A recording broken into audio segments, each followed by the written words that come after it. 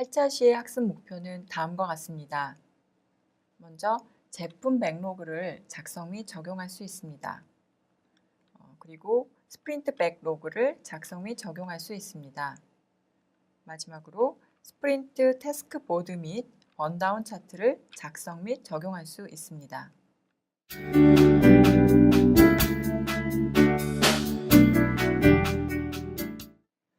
스크럼의 주요 산출물을 다시 한번 살펴보겠습니다.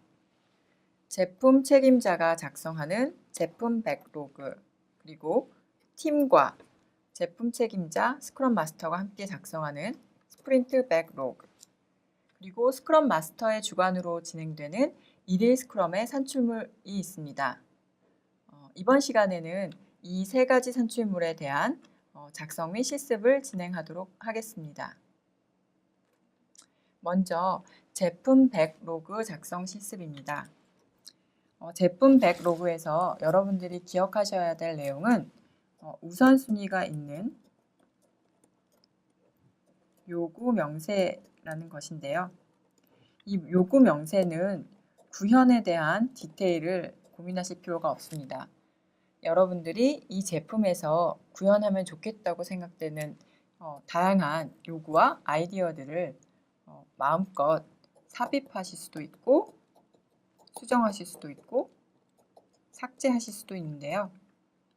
여러분이 제품 책임자가 되었다고 생각하시고 여러분의 제품에 대한 요구 명세를 우선순위와 함께 기록해 보시기 바랍니다. 제품 백로그의 작성 예시를 살펴보겠습니다. 이 예시는 인터넷 서점에 대한 예시인데요. 앞서 말씀드린 것처럼 가장 중요하고 기본이 되는 기능을 맨 위에 올립니다. 인터넷 서점이기 때문에 책들을 쇼핑카트에 넣을 수 있는 것이 가장 중요한 기능이겠죠. 이 기능에 대한 구체적인 유저 인터페이스나 어떤 세부적인 사항은 별도의 페이지에 구성을 하고 링크를 걸어 주었습니다. 이런 식으로 요구사항을 명시하셔도 좋고요. 두 번째 예시를 보시면 어떤 트랜잭션 프로세싱 모듈에 대한 업그레이드 요구사항인데요. 그것도 굉장히 중요한 요구사항이기 때문에 두 번째 기록을 한 것 같습니다. 하지만 이 부분에 대해서는 아직 구체적인 정보가 없어서 굉장히 간단하게 초당 몇 번 정도의 처리가 필요하다는 정도만 가볍게 명세를 했습니다. 세 번째 요구사항을 보시면 역시 성능에 대한 부분인데요. 신용카드의 검증, 속도를 높이는 방법을 이제 조사한다는 것입니다. 이것도 역시 구체적인 참고가 될 만한 내용은 별도의 페이지에 구성을 해서 링크를 걸어두도록 했습니다. 이렇게 여러분이 제품 백로그 안에 요구 명세를 기술하실 때에는 특별히 어떤 양식이나 분량이나 또 구현에 대한 디테일에 구애받지 않으시고 필요한 내용들을 자유롭게 첨삭 가능한 모드에서 작업하시면 됩니다. 제품 백로그의 또 다른 작성 예시를 살펴보겠습니다.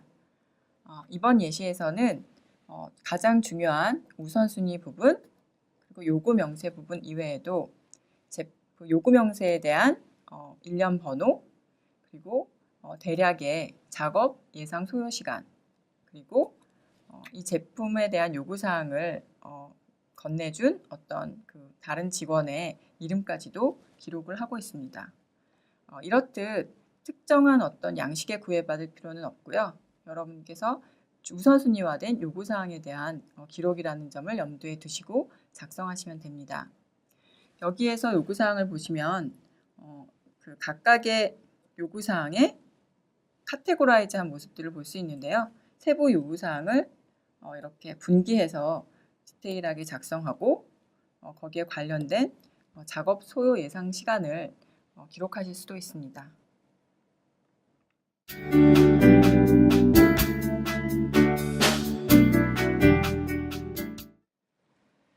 다음은 스프린트 백로그 작성에 대해서 알아보겠습니다. 스프린트 백로그 작성은 스프린트 계획 시에 일어나는데요. 앞서서 작성하신 프로덕트 백로그와 그리고 팀이 헌신할 수 있는 소요 시간의 합이 중요한 인풋으로 들어갑니다. 그 결과물로 스프린트의 목표, 이게 가장 중요하고요. 이 목표 달성을 위해서 작업해야 하는 태스크들의 집합인 백로그가 최종적으로 산출되는데요. 스프린트 백로그의 가장 중요한 인풋이 제품 백로그의 아이템들이고 그 다음에 팀의 가용 시간이라는 점 염두에 두시기 바랍니다. 다음은 스프린트 백로그 작성에서 굉장히 중요한 정보인 팀 능력에 대한 추정, 실습을 진행하겠습니다. 여러분들 프로젝트 안에서 함께 작업하시는 팀원들의 이름을 기록해 주시고요. 이들이 스프린트 기간 동안 실제 이번 프로젝트에 헌신할 수 있는 시간들을 기록하시기 위해서 해당하는 날들을 먼저 정하실 수 있습니다. 이번 스프린트는 스프린트 주기가 2주, 즉 10일인데요. 이 기간 가운데 휴가나 외근이나 그 밖에 다른 업무를 할 수 없는 시간을 제외한 날수를 적으시면 되고요. 그리고 각 해당하는 날 평균적으로 작업을 할 수 있는 시간을 기록하시면 됩니다. 이 두 값을 곱한 시간이 이번 스프린트 기간 동안에 해당 팀원이 가용한 시간이고요. 이 팀원들의 시간을 모두 합산한 결과가 이 팀의 능력이라고 계산될 수 있습니다. 여러분들 프로젝트 상황에 맞게 한번 작성해 보시기 바랍니다. 팀 능력 추정에 대한 예시를 살펴보겠습니다. 앞서 말씀드린 대로 해당 스프린트에 함께 작업할 수 있는 팀원들의 이름을 적으시고요. 그리고 스프린트 기간 동안 작업이 가능한 날수를 적으십니다. 그리고 평균적으로 각 기간 동안 일할 수 있는 시간을 정하시고 이 합산을 한 것이 트레이시라고 하는 팀원의 가용 능력이라고 보시면 됩니다. 여기서 주의하실 것은 하루 동안 작업할 시간의 양을 일반적으로 5시간보다 높게 잡지 않으시는 게 좋습니다. 일반적으로 이제 5시간 이상, 6시간, 7시간을 작업하게 되면 생각보다 우리가 집중할 수 있고 지속 가능한 시간으로 일을 해야 되는 것을 중요하게 생각하기 때문에 전반적인 작업의 흐름에 무리가 갈 수 있기 때문에 그렇습니다. 그래서 일반적인 가이드라인은 5시간을 기준으로 맥스로 잡으시면 됩니다. 다음은 스프린트 백로그 작성 실습을 진행하겠습니다. 먼저 여러분께서 앞서 작성하신 제품 백로그의 요구 명세들로부터 1번의 요구 명세와 2번의 요구 명세를 가져오시기 바랍니다. 이 각각의 요구 명세를 실제 구현 가능한 태스크의 단위로 쪼개주세요. 여러분 팀원의 누군가가 자원을 하는 방식으로 이 태스크를 할당받아서 작업 가능한 예상 시간을 기록하는 과정을 필요로 하는데요. 이러한 과정을 상상하시면서 여러분께서 직접 기록을 해주시면 좋겠습니다. 스프린트 백로그의 작성 예시를 살펴보겠습니다. 먼저 앞서 작성한 제품 백로그의 요구 명세 1번을 가져왔습니다. 쇼핑카트에 책을 넣는 기능을 구현하기 위해서 구체적으로 4개의 태스크를 쪼개었는데요. 데이터베이스를 설정하고 주요한 모델을 튜닝하기 위한 테스트 데이터를 사용하고 카트 서버를 셋업하고 프리 로그인 핸들리를 구현하고 이런 등등의 태스크들을 정의하고요. 적합한 담당자를 지정합니다. 그리고 이들이 작업 가능한 예상 소요 시간을 기록합니다. 이렇게 스프린트 백로그에서는 타스크의 명세, 작업자, 그리고 작업 예상 소요 시간 3가지가 반드시 기록되어야 합니다. 스프린트 백로그의 또 다른 작성 예시를 살펴보겠습니다.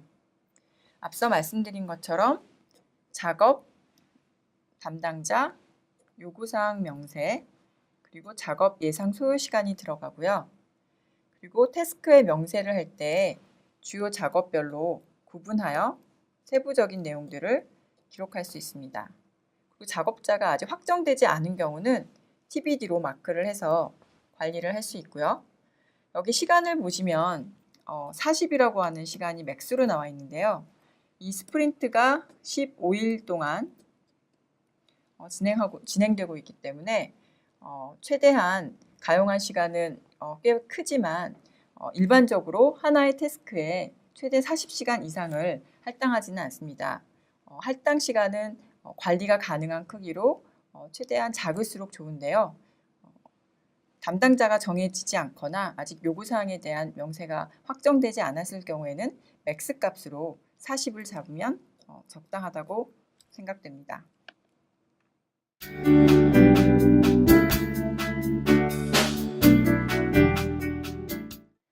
다음은 스프린트 1일 업데이트에 대한 실습을 진행하겠습니다. 여러분들이 앞서 스프린트 백로그에 작성하신 각각의 태스크들을 기록하시고요. 그리고 담당자를 기록하시고요. 이들이 산정한 초기의 작업 예상 소요 시간을 적으시면 됩니다. 여기에 합산이 나오겠죠.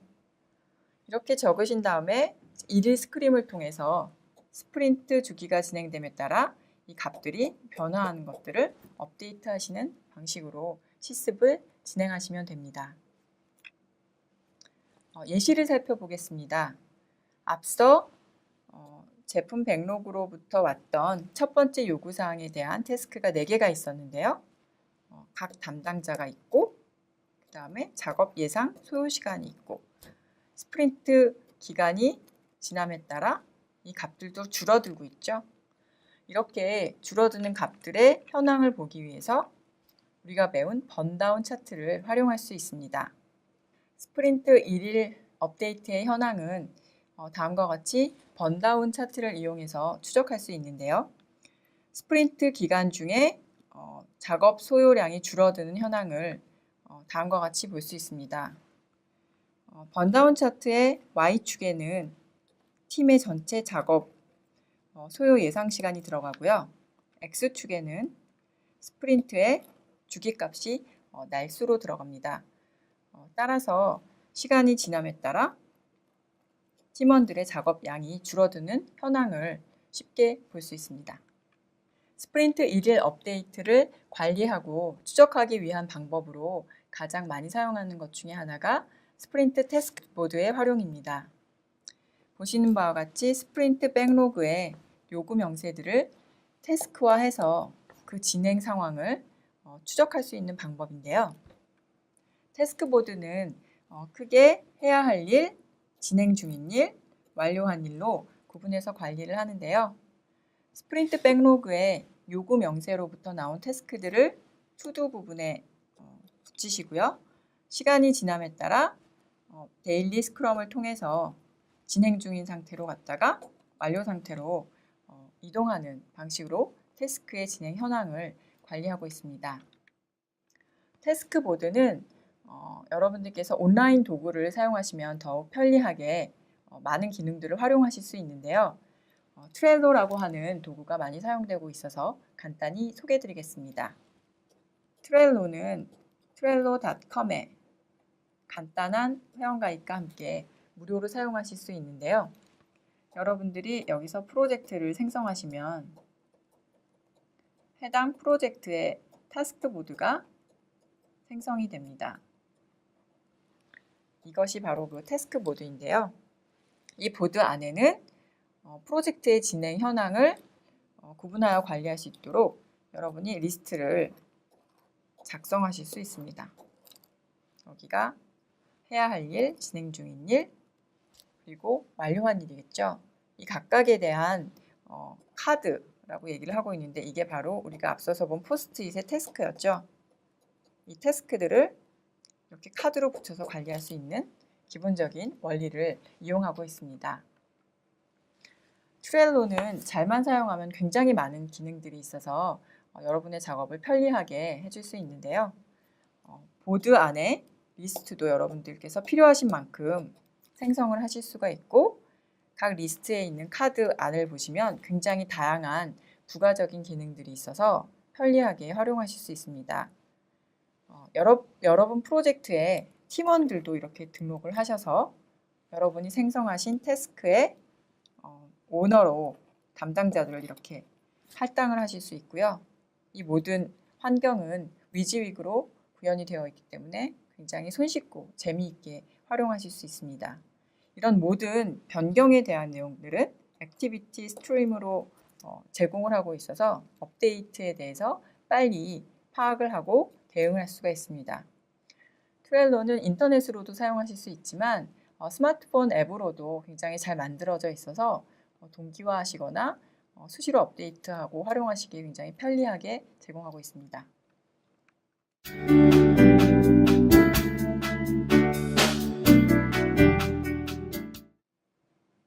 지금까지 애자일 프로젝트 실습에 대해 살펴봤습니다. 제품 백로그는 제품에 담고자 하는 기능의 우선순위를 정리한 목록으로 제품 관리자가 주관합니다. 한 개 스프린트 동안 개발할 목록 안에 사용자 스토리를 완료하기 위한 작업을 태스크로 정의한 것이 스프린트 백로그입니다. 스프린트 백로그의 각 태스크의 크기는 시간 단위로 추정됩니다. 스크럼 팀은 1일 스탠드업 미팅을 통해 스프린트 목표 달성을 위한 계획 실천 여부를 파악합니다. 태스크보드 관리, 번다운 차트 작성 등을 위한 다양한 도구를 활용할 수 있습니다. 이상으로 8차 시를 마무리하겠습니다. 수고하셨습니다.